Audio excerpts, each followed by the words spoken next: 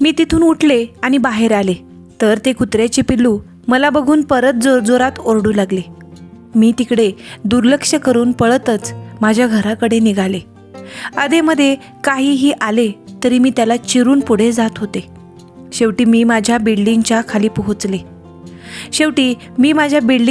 पोहोचले आणि जाऊन पाहते तर माझे शरीर अजूनही रक्ताच्या थारोळ्यात पडले होते आणि माझा कंठ दाटून आला.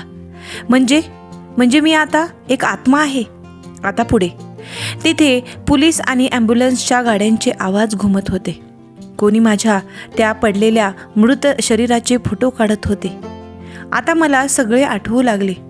काल रात्री मी त्या बेवड्यांना बघून घाबरले, पण त्यांनी मला काहीच केले नाही, कारण त्यांना मी दिसतच नव्हते. सकाळी मी त्या खोक्यांमध्ये झोपले होते, पण त्या माणसाला दिसलेच नाही. मी त्या मुलीला फोन मागितला, पण तिने माझ्याकडे बघितले नाही. ती स्त्री ही मला प्रतिसाद न देता निघून गेली, कारण मी त्यांना दिसलेच नाही. ती छोटी परी, तिला पण मी हाक मारली, पण तिने पण माझ्याकडे लक्ष दिले नाही. म्हणजे मी आता फक्त एक आत्मा आहे आणि मी काल रात्रीच माझे शरीर सोडले होते. म्हणजे मग माझे बाळ पण माझ्यासोबत? नाही, असं नाही होऊ शकत. मी आता जिवंत नाही आणि माझे बाळ पण जिवंत नाही. असं कसं होऊ शकतं? माझं बाळ किती स्वप्न पाहिली होती मी. म्हणतच मी तिथे धाय मोकलून रडू लागले, पण ते कोणालाच ऐकू जात नव्हते. मी रडत होते, पण मला गप्प करणारे कोणीच नव्हते. मीच रडून शांत झाले. मी माझ्याच मृत शरीराजवळ बसले होते की एका माणसाने त्या मृत शरीरावर एक चादर आणून टाकली. ते बघून शांत असणारी मी परत रडू लागले. तेवढ्यात अनिश एका पोलिसाशी बोलतच तिथे आला. मी त्याला पाहून त्याच्याजवळ पळतच गेले. रडून त्याचेही डोळे सुजले होते. अनिश, अरे काय झालं हे? अरे तुझ्यासोबत किती स्वप्न पाहिली होती रे मी. अरे माझ्यासोबत आपले बाळ पण गेले रे. आता काय करू? बोल ना काहीतरी. मी एवढी रडत होते, पण तो त्या पोलिसाशी काहीतरी बोलत होता आणि त्याचे बोलणे ऐकून मी थक्क झाले. त्याने पोलिसांना एक चिठ्ठी दिली, ज्यात मी आत्महत्या करत आहे असे लिहिले होते. आणि ते ऐकून मी मागे सरकू लागले. तेवढ्यात तिथे एक मोठी गाडी आली. त्यातून माझे सासरचे सगळे उतरले. त्यांना पाहून अनिशला रडू कोसळले. तो धावतच जाऊन त्याच्या आईबाबांना बिलगून रडू लागला. सगळेजण उतरल्यावर शेवटी त्या गाडीतून अजून 2 व्यक्ती उतरल्या, ज्यांना पाहून मला रडू कोसळले, कारण ते माझे आईबाबा होते. मी त्यांच्याजवळ गेले. तेही रडत होते. जिवंतपणीच माझ्या नावाची अंघोळ केली होती दोघांनी. कसं ओ बाबा, मला जर त्याच वेळी समजून घेतलं असतं तर तुम्ही मला एका क्षणात परक केलं. आणि आता मी खरोखरच तुमच्यापासून खूप लांब गेले हो बाबा. आई, तूही नाही ग मला समजून घेतले. का ग असं वागला? आता माझा ही भान फुटला. आणि असं कसं झालं हे सगळं? त्याच्या बाबांनी त्याच्या पाठीवर कुरवाळत विचारले. आत्महत्या केली हो तिने अशी चिठ्ठी लिहून ठेवली होती. मला पण माहीत नव्हते. मी नुकताच ऑफिसमधून आलो होतो आणि खाली गर्दी झाली होती, म्हणून मी जाऊन बघतो तर आपली मुक्ता वरून खाली पडली होती. असं म्हणत तो अजूनच रडू लागला. हे सत्य नाहीये, मी ओरडले, पण ते कुणालाच ऐकू गेले नाही. माझ्या आईबाबांनी तर हे ऐकून हंबरडाच फोडला. पण खरे ते नव्हतेच. मी कुणाला सांगू? मी कुणाला दिसत नाहीये तर मी कसं सत्य सांगणार? काही वेळाने पंचनामा झाल्यावर विधिवत सगळे कार्यक्रम करण्यात आले. घरात सगळे रडत होते. माझे आईबाबा, माझे सासू सासरे, बाकीचे सारे जण. आणि अनिश, तो रडत होता. तो खरंच रडत होता. हो, तो खरंच रडत होता. आणि का नाही रडणार? 7 जन्माची वचने घेऊन आम्ही संसार चालू केला होता. प्रेम होते आमचे एकमेकांवर. मग त्याला दुःख का नाही होणार? त्याची हालत बघून मलाही भरून आले. पण मी खरे काय आहे हे कोणाला सांगू आणि कसे? मी विचार करतच होते की माझ्या डोळ्यासमोर कृतिका आली. मी कोणालाच दिसले नव्हते, पण बरोबर तिला दिसले. म्हणजे ती एकच अशी व्यक्ती आहे जी मला पाहू शकते, माझ्याशी बोलू शकते, माझे ऐकू शकते. मी मागचा पुढचा विचार न करता परत तिच्या घराकडे धावले. मी तिच्या घराच्या गेटजवळ गेले तर ते कुत्र्याचे पिल्लू परत ओरडू लागले. सकाळी पण ते ओरडत होते. बहुतेक त्याला कळून आले होते की मी एक आत्मा आहे. ते तसेच ओरडत होते तोपर्यंत कृतिकाचा नवरा बाहेर आला आणि त्याने त्याला शांत केले. मी वेगातच त्याच्या घरात शिरले तर मला कृतिका हॉल आणि किचनमध्ये कुठेच दिसली नाही. तिथे किचनच्या बाल्कनीमध्ये कोणीतरी फोनवर बोलत होते. त्या आवाजाने माझी पावले तिकडे वळली. मला आज यायला उशीर होईल. त्या कृतिका ताई आहेत ना, मी कामाला आले त्यांच्याकडे तेव्हा त्या बेशुद्ध होऊन हॉलमध्ये पडल्या होत्या. मी त्यांना किती उठवले पण त्या उठल्या नाहीत. मग मी साहेबांना फोन केला. साहेब लगेच आले आणि आम्ही त्यांना दवाखान्यात नेलं. त्यांना ताप पण खूप आला होता. साहेब पण टेन्शनमध्ये होते. सकाळी तर छान होती आणि एकदम काय झालं हिला म्हणून बडबडत होते. सिया बेबीला पण त्यांनी शाळेतून आणून ताईच्या आईजवळ सोडले आहे. आता आहे त्यांची तब्येत ठीक, पण मी आज त्या दोघांचे जेवण करून येते. तुम्ही जेवून घ्या. सासूबाई आणि बंड्याला पण जेवायला घाला. मी येते इथलं आवरलं की. असं म्हणत त्या बाईने फोन ठेवला. ती बहुतेक त्यांच्या घरी काम करत असावी. ते पिल्लू अजूनही ओरडतच होते. मी कृतिका कुठे झोपली आहे हे बघू लागले. खाली सगळ्या रूम बघितल्या. मग मी वरच्या रूमकडे वळले. तिथे एका रूममध्ये ती शांत झोपली होती. तिला पाहून मला कसे तरीच वाटले, कारण माझ्यामुळे घाबरून ती बेशुद्ध झाली होती. मी तिच्याजवळ जाऊन बसले. तिची शुद्धीवर येण्याची वाट पाहू लागले, कारण ती एकमेव व्यक्ती होती जी मला मदत करू शकणार होती. थोड्या वेळाने तिला जाग आली. तशी मला समोर बघून ती दचकली आणि जोरजोरात ओरडू लागली. तसे तिचा नवरा आणि ती बाई पळतच आले. तिच्या नवऱ्याने पळतच येऊन तिला जवळ घेतले, पण ती माझ्याकडे बोट करत त्याला काहीतरी सांगत होती. त्याने तिला गप्प केले तरीही तो ओरडत होता. त्याने तिला गप्प केले तरीही ती ओरडत होती. मला तिचे ओरडणे सहन न झाल्याने मी तिथून बाहेर पडले. तसा तिचा आवाज कमी झाला.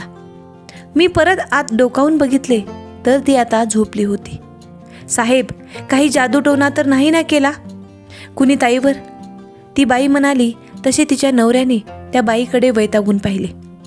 असं काही नसतं ताई, तिला ताप आहे म्हणून असे झाले. तुमचं आवरले का?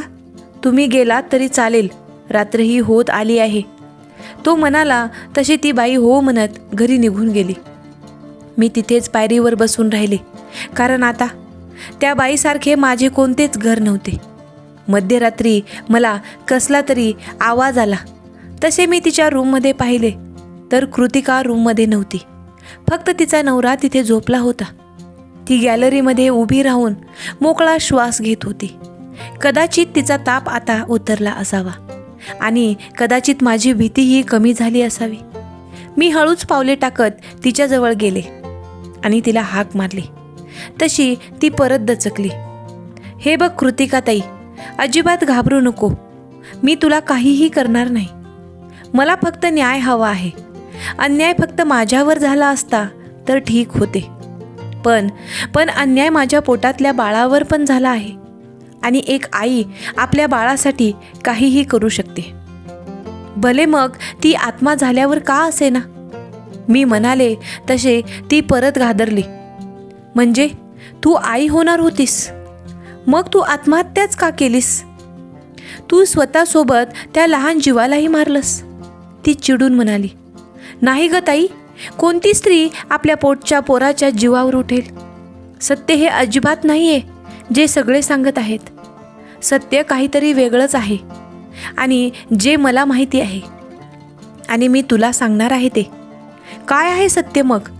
तिच्या या प्रश्नांवर मी तिला सगळी हकीकत सांगितली. तसे तिच्याही डोळ्यातून अश्रू वाहू लागले. मी वरून पडल्यावर हात झटकून परत उठू लागले. मला वाटले की मी वाचले, पण तसे काहीच नव्हते. उलट माझा जीव तर मी खाली पडल्या पडल्याच गेला होता आणि माझा आत्मा पुढे पळाला आणि मी जिवंत नाही हे मला तुझ्या घरी आल्यावर कळले. म्हणत मी पोटावर हात ठेवून परत रडू लागले. तसे तीही रडू लागली. हे बघ, माझी तुला जबरदस्ती नाही, पण तू माझ्या बाळाखातर काय माझी साथ दे, बाकी तुझी मर्जी. असं म्हणत मी रडतच तिथून बाहेर पडले. हे बघ, सुनसान रस्त्यावरून एकटीच निघाले होते. आता ना कोणती अंधाराची भीती होती ना कोणत्या माणसांची. मी तशीच माझ्या नशिबावर हसत रडत विचार करत जात होते. तर वाटेत मला एक मंदिर दिसले. मी आत तर जाऊ शकले नसते, म्हणून मग त्याच्या समोरच असणाऱ्या झाडाच्या कठड्यावर मी जाऊन बसले. मनातल्या मनात मी झुरत होते, मध्येच देवाशी भांडत होते, मध्येच रडत होते आणि तिथे शांतही होत होते. ती रात्र अशीच निघून गेली. सकाळी मंदिराच्या घंटेच्या आवाजाने माझी तंद्री भंगली.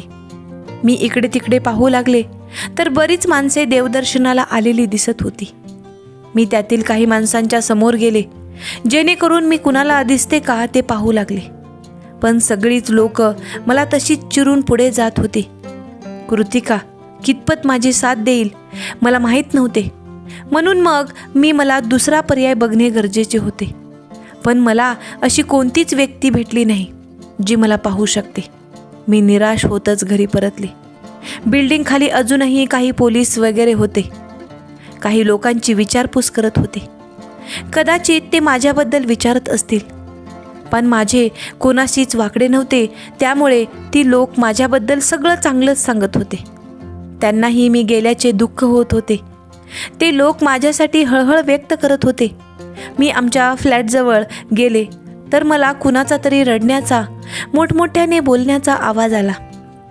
मी तशीच आत गेले तर काय, समोर अनिश माझे अस्थिकलश घेऊन उभा होता आणि माझे बाबा त्याला हात जोडून काहीतरी विनवणी करत होते. बाजूलाच माझी आई रडत होती. मला काहीच कळेना नेमके या दोघांमध्ये काय चालू आहे ते. मी त्यांच्याजवळ गेले तेव्हा मला संदर्भ लागला. हे बघा अनिशराव, मला माझ्या मुलीचे अस्थी आपल्या गावी घेऊन जायचे आहे. तिथल्या पाण्यातच हे सोडावे लागतील. बाबा म्हणाले, जेव्हा आम्हाला तुमची गरज होती तेव्हा तुम्ही साथ दिली नाही. जिवंतपणीच माझ्या मुक्ताच्या नावाची तुम्ही अंघोळ केली. तर मग आता का ही सगळी नाटकं करताय माझ्यासमोर? मी आणि माझ्या घरचे काय करायचे ते बघून घेऊ. तुम्ही गेलात तरी चालेल. अनिश अत्यंत त्वेषाने त्यांना म्हणाला. तसे बाबा हतबल होऊन रडू लागले. मला त्यावेळी अनिशचा खूप राग आला होता. ही कोणती भाषा झाली माझ्या बाबांशी बोलायची? माझे सासरे बोलले माझ्या बाबांच्या बाजूने, तेही देवमाणूसच होते. माझ्या सासू आणि सासऱ्यांनी कधीच मला परकी मानले नाही. लग्न झाल्यापासून ते मला मुलीसारखीच वागणूक द्यायचे. नाही बाबा, मला नाही जमणार. माझी मुक्ता किती तळमळत होती तिच्या आईबाबांना भेटण्यासाठी. आमच्या लग्नाला वर्ष झाल्यावर तुम्हाला तुमची चूक कळली, पण आता नाही. मी माझ्या मुक्ताला स्वतःच्याच हाताने मुक्त करणार. आता या तुम्ही. तो परत बाबांना म्हणाला. तसे मला अजूनच राग आला, पण त्याचे म्हणणेही बरोबर होते. कधी कधी मी खूप झुरायचे त्या दोघांच्या प्रेमासाठी, पण त्यांनी तेव्हा माझ्याकडे पाठ फिरवली होती. पण मी त्यांच्यावर राग नाही धरू शकत. ते माझे जन्मदात्रे आहेत. मला पण वाटले की माझ्या बाबांनीच तो अस्थिकलश पाण्यात सोडावा आणि मला मुक्ती द्यावी. पण या विचाराने मी दचकले, कारण मला जर मुक्ती मिळाली तर मग मी माझ्या बाळाला न्याय कसा देणार? कोणीच वाली उरला नव्हता आता मला. एक लाचार आत्मा होऊन मी आता अनिशच्या हातून मुक्तीच्या मार्गाला चालले होते. मुलगी चुकल्यावर आम्ही अजून काय करणार होतो? तुम्ही असं पळून जाऊन लग्न करायला नको पाहिजे होतं. आमचाही मान सन्मान सगळा धुळीत मिळाल्यावर आम्ही अजून काय करायला हवे होते मग? आणि तिने आत्महत्या केली. का केली? तिला नक्कीच काहीतरी त्रास असणार आहे. माझी आई ही रागात बोलली. काय बोलताय तुम्ही? तिने आत्महत्या केली म्हणजे मी तिला त्रास देत असणार कशावरून?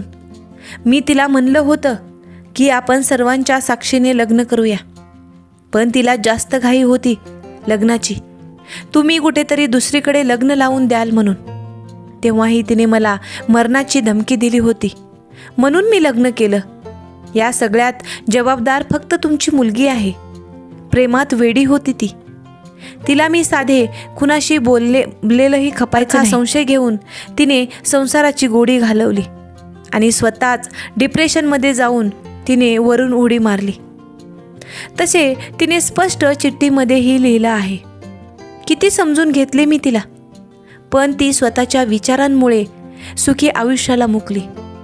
अनिश रडत म्हणाला, तसे मला एक वेगळाच धक्का मिळाला. मी त्याच धक्क्यात मागे मागे सरकू लागले, कारण मी सगळ्यांचे जे काही बोलणे ऐकत होते ते माझ्या पचनीच पडत नव्हते, कारण ते सत्य नव्हतेच. त्यांचे ते बोलणे ऐकून माझेही डोळे वाहू लागले. पण तेवढ्यात 2-3 पोलीस आत आले आणि ते अनिश समोर येऊन उभे राहिले. पोलीस एकदम असे आल्यामुळे सगळेच शॉक झाले. मिस्टर अनिश परब, आम्हाला मिसेस परब यांच्या आत्महत्येला घेऊन काही शंका आहेत. त्यामुळे आम्ही तुम्हाला संशयित म्हणून, आरोपी म्हणून तुम्हाला ताब्यात घेत आहोत. पोलीस म्हणाले तसे अनिशचे धाबे दणाणले. सगळ्यांनाच आश्चर्य वाटले. पण असे कसे सर? ही आत्महत्याच आहे. तुम्ही ती चिठ्ठी वाचली ना? अनिश आवंडा गिळत म्हणाला, हो, पण आमच्या सरकारी वकिलांनी तशी शिफारस केली आहे. त्यामुळे आमचेही हात बांधले गेले आहेत. तुम्हाला आमच्यासोबत यावेच लागेल. अनिश म्हणाला तसे एक व्यक्ती आतमध्ये आली. मीच ती वकील, ॲडव्होकेट कृतिका भाटे, पब्लिक प्रोसिक्युटर. मीच तुमच्या विरोधात नोटीस काढली आहे, असं म्हणत कृतिका आपला गॉगल काढून त्याच्यासमोर उभी राहिली आणि मी फक्त थक्क होऊन तिला पाहत होते. पोलीस अनिशची 4 तास चौकशी करत होते. चौकशी अंती त्याला कोणत्याही कारणास्तव हे शहर न सोडण्याचा पोलिसांनी आदेश दिला. तो तसाच उदास होत घरी आला. तो घरी यायच्या आधीच माझे आई बाबा त्यांच्या घरी परत गेले होते. मला त्यांचा झालेला अपमान खटकला. त्यामुळे मीच कृतिका करवी त्यांना गावी पाठवले होते आणि त्यांनीही अनिशचे बोलणे जिवारी लागले होते. आपले संस्कार कुठे कमी पडले की आपली मुलगी जीव द्यायचा प्रयत्न करायची, आणि आता तर तिचा तो प्रयत्नही सफल झाला होता. म्हणून ते माझ्यावरील संस्काराला आणि प्रेमाला कोसत होते. पण मी तशी नव्हते बाबा, कळेलच तुम्हाला लवकरच.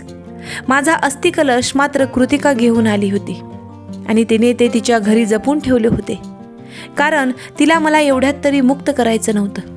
मला आणि माझ्या बाळाला न्याय मिळाल्यावरच ती पुढचा विचार करणार होती. अनिशला जेव्हा हे कळले तेव्हा त्याने तिच्या घरी जाऊन दंगा घातला, पण तिने त्याला चांगलेच प्रत्युत्तर दिले आणि परत घरी पाठवले होते.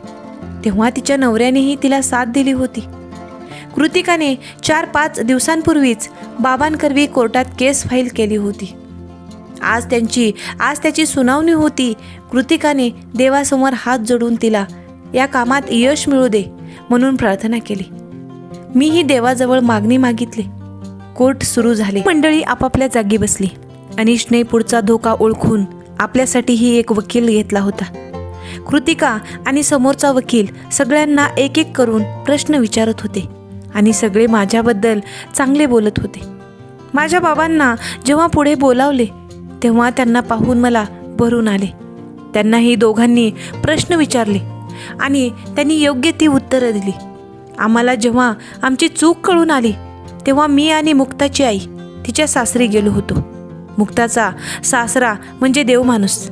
त्यांनीही पटकन आम्हाला सामावून घेतले. आम्ही त्यांना आहेर घेऊन गेलो होतो त्यांचा मानपान करायला. त्यांनी तो मनापासून स्वीकारला. आम्ही मुक्ताला फोन करणार होतो, पण अचानक तिच्याकडे जाऊन तिला सरप्राईज द्यायचे ठरवलेले आम्ही. पण अचानक हे सगळे झाले आणि आमच्या मुक्ताला भेटायचे राहूनच गेले.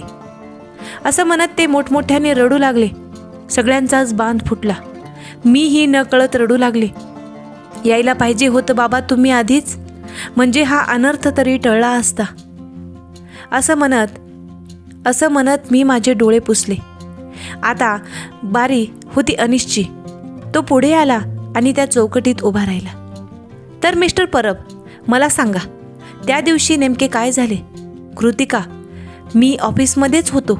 माझे काम संपल्यावर मी माझ्या मित्रासोबत थोडं बाहेर गेलो. यायला उशीर झाला आणि मी आल्यावर बाहेर गर्दी दिसली. मी तिकडे बघायला गेलो तर मुक्ता तिथे रक्ताच्या थारोळ्यात पडली होती. असं म्हणत त्याच्या डोळ्यातून एक अश्रू बाहेर आला. थोडा वेळ कृतिका त्याला निरखून बघत होती. तुम्हाला माहीत नव्हते तुमची बायको एकटीच घरी असते, तर ऑफिस सुटल्यावर घरी लवकर जावे, तिलाही वेळ द्यावा. त्याच दिवशी उशीर झाला होता, नाहीतर रोज मी लवकरच येत होतो. तर हे कोर्ट आहे मिस्टर परब, सो विचार करून उत्तरे द्या. हे तुमच्या बिल्डिंगच्या वॉचमॅनचे रजिस्टर आहे आणि यात तुमची एंट्री गेली महिनाभर रात्री 11 नंतर दाखवत आहे. तुम्ही MNC कंपनीमध्ये आहात, तर तुमची ड्युटी 9 तासांची असते. मग तुम्ही बाकीचा वेळ बाहेर का घालवत होता? बायको घरी एकटी असते, तुमची वाट बघत असते, हे तुम्हाला माहीत नव्हते का? कृतिका म्हणाली. तसा अनिश आता विचारात पडला. हो, मी घरी वेळाने यायचो, कारण या महिन्यात आमच्यात खूप खटके उडले होते. कारण एकच, ते म्हणजे संशय. ती माझ्यावर संशय घ्यायची आणि आमची भांडणे व्हायची. मला अतिप्रेमाने बांधून ठेवायला बघायची. तिला मी कोणासोबत बोललेलं खपत नव्हते. पजेसिव्ह होती ती माझ्या बाबतीत खूप. अनिश बोलला तसे माझे डोळेच मोठे झाले. संशय ती घ्यायची की तुम्ही? अतिप्रेमाने ती तुम्हाला बांधून ठेवायची की तुम्ही तिला? तुम्ही कोणासोबत बोललेलं तिला खपत नव्हते की तुम्हाला? पजेसिव्ह ती होती की तुम्ही? कृतिका ओरडून बोलली. तसे अनिशचे धाबे दणाणले. वकील साहेबा आमच्या अशिलाला उत्तरे देण्यासाठी भावनिकरित्या प्रेशर आणत आहेत. अनिशचा वकील म्हणाला तसे कृतिकाने त्यांच्याकडे एक कटाक्ष टाकून जजकडे पाहून सॉरी म्हणाले. त्यांनी पुढच्या कारवाईला परवानगी दिली. हा तर मिस्टर परब, तुम्ही म्हणता की मुक्ता तुमच्यावर संशय घ्यायची, पण जेव्हा मी तुमच्या आजूबाजूला चौकशी केली तेव्हा मला वेगळंच काहीतरी कळालं. आता ते काय आहे हे तुम्हाला चांगलंच माहिती असेल. आणखी एक माय लॉर्ड, जजकडे बघत, मुक्ता जेव्हा वरून खाली पडली तेव्हा ती डोक्यावर पडली, त्यामुळे तिचा जीव लगेचच गेला. आणि माझ्या अंदाजानुसार मला एवढे माहीत आहे की माणूस जेव्हा स्वतः पडतो तेव्हा त्याचे डोके वरच्या दिशेला असते आणि जेव्हा त्याला कुणीतरी ढकलले तेव्हा त्याचे डोके खाली दिशेला असते. आणि मुक्ता बरोबर डोक्यालाच मार लागला होता. कृतिका म्हणाली तसे जजने तो पॉइंट आपल्या जवळच्या फाईलमध्ये लिहून घेतला. आणखी एक महत्त्वाची गोष्ट, तिने जी चिठ्ठी लिहिली होती तिचे ते अक्षर नाहीच मुळात. मी तिच्या बाबांकडून तिच्या काही डायऱ्या मागवल्या होत्या ज्यात ती लेखन करायची. फॉरेन्सिक लॅबमध्ये ती चिठ्ठी आणि डायरी पाठवल्यावर हे सिद्ध झालं की ते अक्षर तिचे नाहीच आहे मुळात. आणि हे त्याचे अहवाल. तिने अहवाल जजकडे दिला तसे अनिश खिशातून रुमाल काढून आपला घाम पुसू लागला. आणि सगळ्यात महत्त्वाची गोष्ट म्हणजे मुक्ता 2 महिन्यांची प्रेग्नेंट होती. कृतिका म्हणाली तसे सगळेच तिच्याकडे आश्चर्याने पाहू लागले. आई बाबा आणि सासू सासरे तर तोंडावर हात ठेवून बघू लागले. अनिशलाही आजच कळले होते, त्यामुळे तोही सुन्न होऊन कृतिकाला पाहत होता. पण मला कसे माहीत नाही, त्याने न कळून म्हणाले. मला माहीत आहे तुम्ही मुद्दाम आडेवेडे घेणार म्हणून. मी पुरावा आणला आहे. माय लॉर्ड, हे रिपोर्ट्स आहेत मुक्ताचे आणि मी डॉक्टर शिंदे यांना बोलवण्याची परवानगी मागते. कृतिका म्हणाली तसे डॉक्टर पुढे आल्या आणि चौकटीत उभारल्या. हो जज साहेब, ज्या दिवशी मुक्ताचा मृत्यू झाला त्याच दिवशी ती माझ्याकडे आली होती आणि त्याच वेळी तिला ही न्यूज कळाली होती. पण देवाच्या मनात काही वेगळेच होते आणि तिच्यासोबत तिचे बाळही गेले. असं म्हणत डॉक्टरने हळहळ व्यक्त केली तसा अनिश शून्य झाला. ऐकलं मिस्टर परब, म्हणजे तुम्ही फक्त तुमच्या बायकोला नाही तर तुमच्या बाळालाही गमावले आहे. खरे खरे सांगा की नक्की काय झालं होतं? कृतिका म्हणाली तसा अनिश जोरजोरात रडू लागला. माझं बाळ, माझं बाळ, हो तुमचं बाळ, तुम्हीच मारलं त्याला. या जगात येण्याआधी कृतिका चिडून म्हणाली, माय लॉर्ड, हे आता अतिच होतंय. त्याचा वकील बोलला, अति नाही माय लॉर्ड, हेच सत्य आहे. अनिशने स्वतःच्या हाताने स्वतःच्या बायकोला आणि त्याच्या बाळाला मारले आहे. कृतिका ओरडून बोलली तसे अनिश अजूनच रडू लागला. ऑब्जेक्शन माय लॉर्ड, प्लीज तुम्ही सांगा वकील मॅडमांना, त्या माझ्या अशिलावर परत प्रेशर आणत आहेत. त्यांचा वकील पुढे येऊन बोलला. कृतिकाही चिडली. प्रेशर नाही जज साहेब, हेच आहे की अनिशनेच मुक्ताला वरून ढकलले आहे आणि आता तो नाकारत आहे. त्याच्यामुळेच त्याचे बाळही गेले. कृतिका एकदम आवेशाने म्हणाली. तसा अनिश ओरडला, हो हो हो, मीच तिला वरून ढकलले होते, पण तिच्यासोबत माझे बाळ पण गेले. अनिशने कबूल केले. तसे कृतिका गप्प झाली. मी हुंदका दाबून डोळे मिटून घेतले. दोन्ही आईबाबांना तर विश्वासच बसेना. काय केलंस रे लेका, सुखी संसाराची वाट लावून घेतलीस. माझे सासरे हळहळले. हो, मीच मारलं, याच हातांनी. ती माझे ऐकत नव्हती, मला उलट बोलत होती. मला ते सहन झालं नाही. खूप रागात होतो मी. आणि मग मी असं म्हणत तो अजूनच रडायला लागला. त्याचे बोलणे ऐकून तिथे असणाऱ्या सगळ्याच लोकांच्या डोळ्यात अश्रू होते. मी तर त्याच्या भरलेल्या डोळ्यात माझ्यावर प्रेम करणारा अनिश शोधत होते. थोड्या वेळाने त्याच्या डोळ्यातील आभाळ सरल्यावर तो बोलू लागला. तसे सगळे कान देऊन ऐकू लागले. कुणालाच अंदाज नव्हता की एक पतीच आपल्या पत्नीला अशा पद्धतीने आयुष्याचा शेवट दाखवेल. पहिल्याच भेटीत मी मुक्ताच्या प्रेमात पडलो होतो. तिच्या देखण्या रूपाने कधी मला भुरळ घातली तेच कळले नाही. मी तिला प्रेमाची कबुली दिल्यावर तिने होकार दिला. आमच्या नात्याला 2-3 वर्ष झाल्यावर आम्ही लग्नाचं मनावर घेतलं. मी माझ्या घरी सांगितल्यावर घरच्यांनी लगेचच परवानगी दिली, पण मुक्ताच्या घरच्यांनी विरोध केला. त्यानंतर आम्ही जेव्हा भेटलो तेव्हा मीच तिला मंदिरात लग्न करण्यासाठी भरीस पाडलं, कारण मला तिला कुठल्याही परिस्थितीत गमवायचे नव्हते. अनिश बोलला तसे मी माझ्या बाबांकडे बघितले.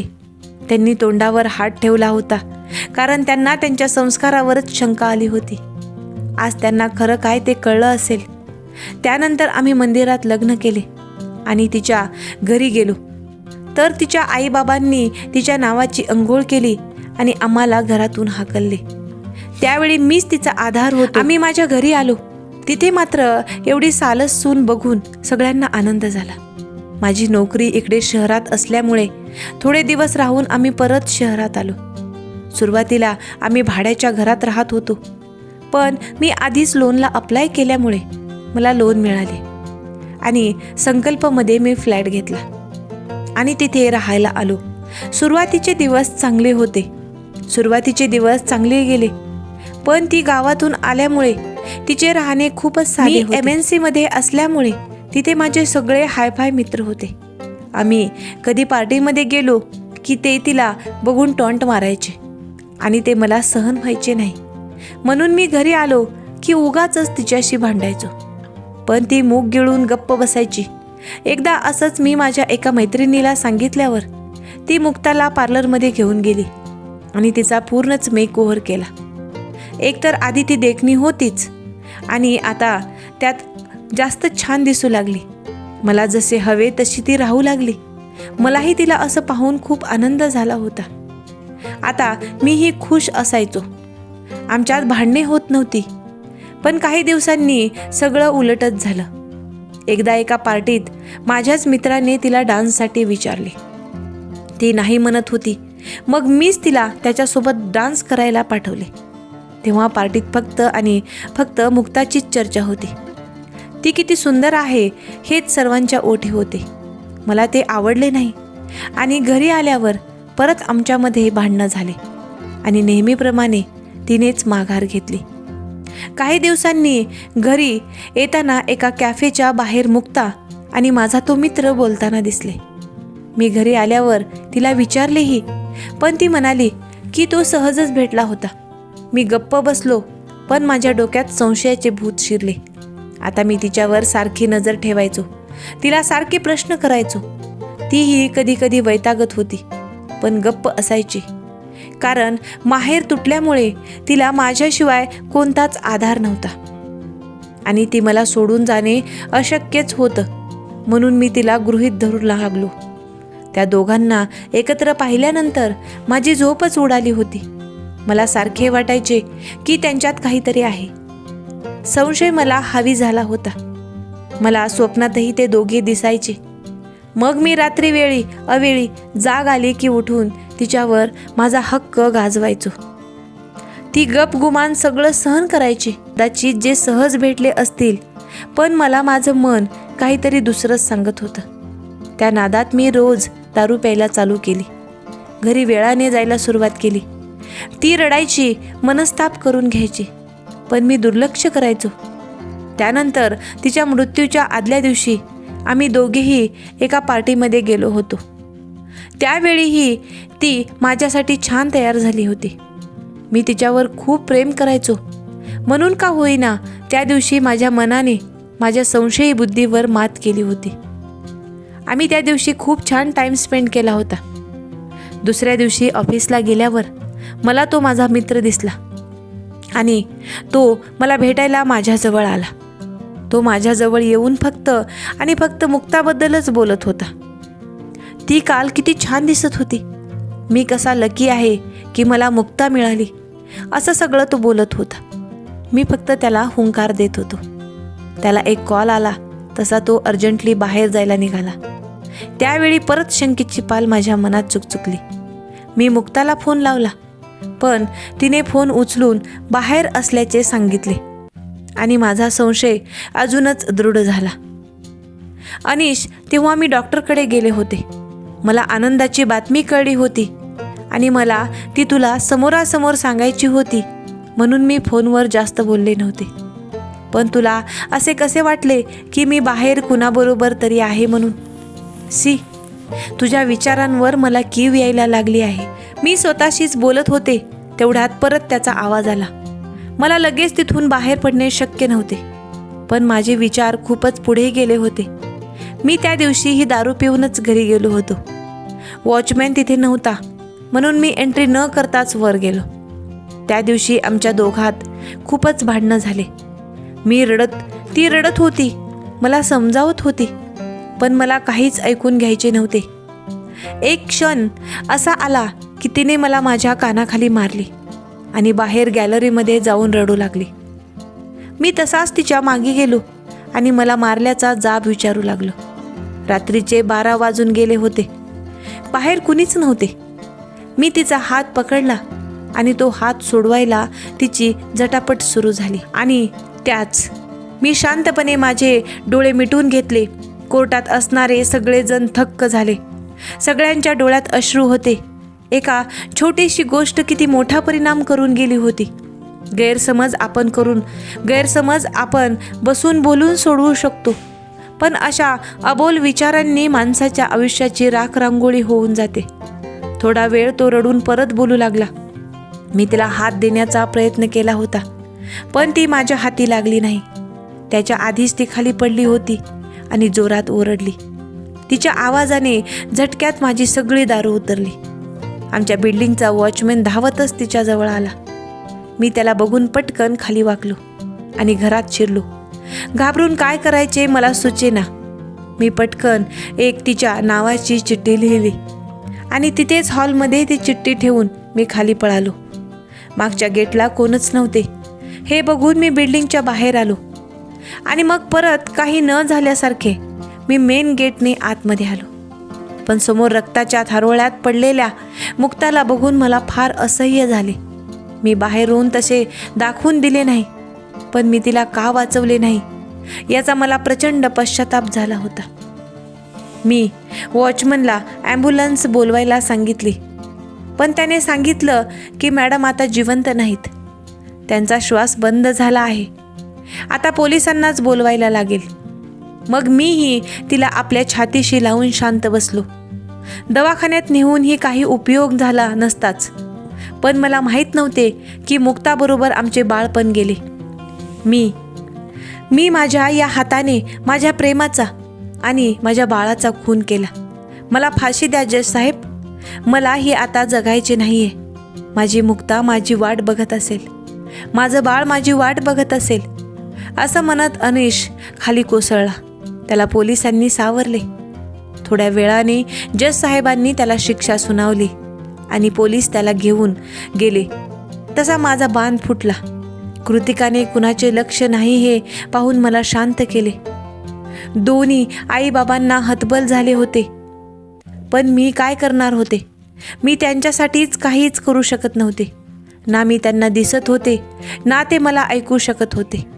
कृतिकाने त्यांना घरी नेऊन सोडले आणि मी आणि कृतिका त्यांच्या टेरेसवर चांदण्यात बसलो होतो.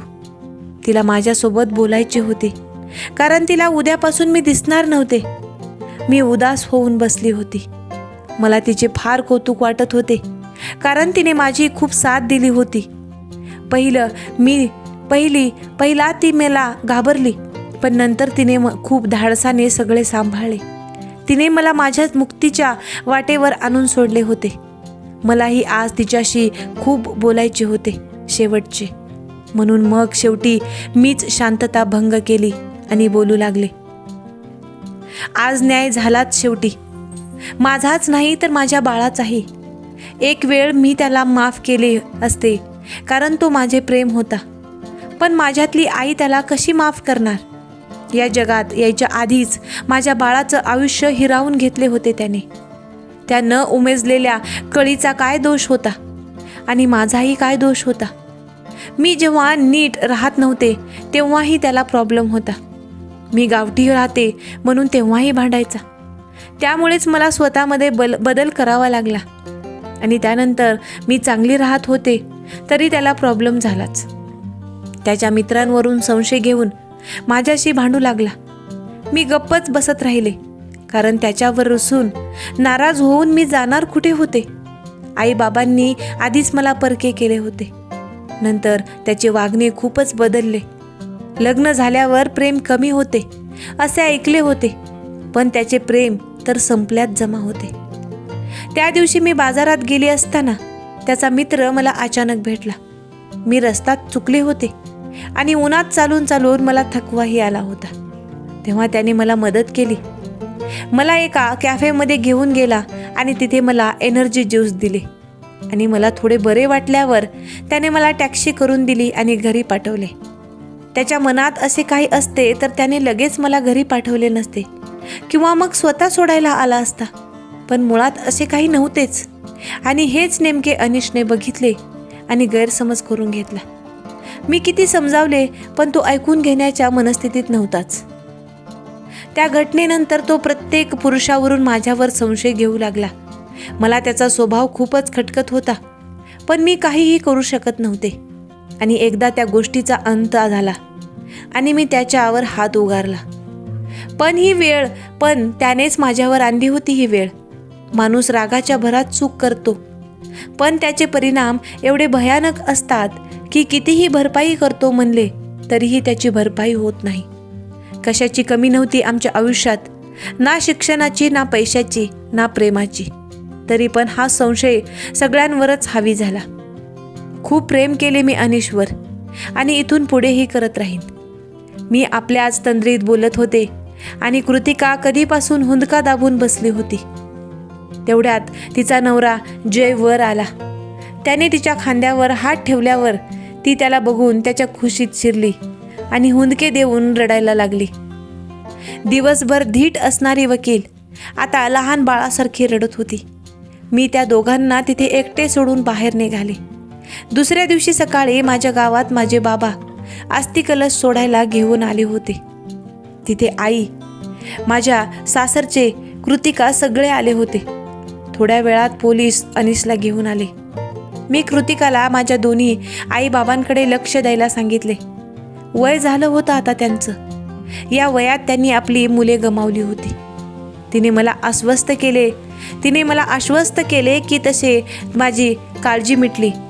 अनिशच्या जवळ जाऊन मी त्याच्या हातावर हात ठेवला.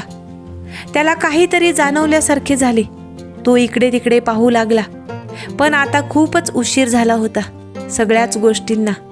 बाबांनी नदीच्या मधोमध जाऊन माझा तो अस्थिकलश विसर्जित केला. मी एकदा डोळे भरून सगळ्यांना पाहिले आणि पुढच्या वाटेला निघाले, परत कधीच न येण्यासाठी. हळूहळू माझी प्रतिमा धूसर होत गेली. ही मुक्ता आज खऱ्या अर्थाने मुक्त झाली होती. आत्मा असतो की नाही माहीत नाही, पण या अशा घटना मात्र आपल्या सभोवताली नेहमी घडत असतात. त्यात कुणाला न्याय मिळतो तर कुणाला नाही. पण या घटनांचे कारण म्हणजे संशय. ही एक अशी छोटी गोष्ट आहे की पर्वतासारख्या माणसाला सुद्धा खाक करू शकते. काही प्रॉब्लेम असेल तर ते बसून बोलून सोडवता येतात आणि तेच लोक नाकारत असतात. तुम्हाला ही कथा कशी वाटली ते कमेंटद्वारे सांगायला विसरू नका. तुम्ही हा व्हिडिओ शेवटपर्यंत पाहिलात त्याबद्दल तुमचे मनापासून आभार. तुम्हाला या कथेबद्दल काय वाटतं, तुमचं काय मत आहे? तुमच्या सभोवताली अशा काही घटना घडलेल्या आहेत का, त्या तुम्ही कमेंटद्वारे सांगू शकता. असेच नवनवीन व्हिडिओ पाहण्यासाठी व्हिडिओला लाईक करा, शेअर करा आणि आपल्या चॅनलला नक्की सबस्क्राईब करा. भेटूयात एका नवीन विषयासोबत आणि नवीन कथेसोबत. तोपर्यंत धन्यवाद.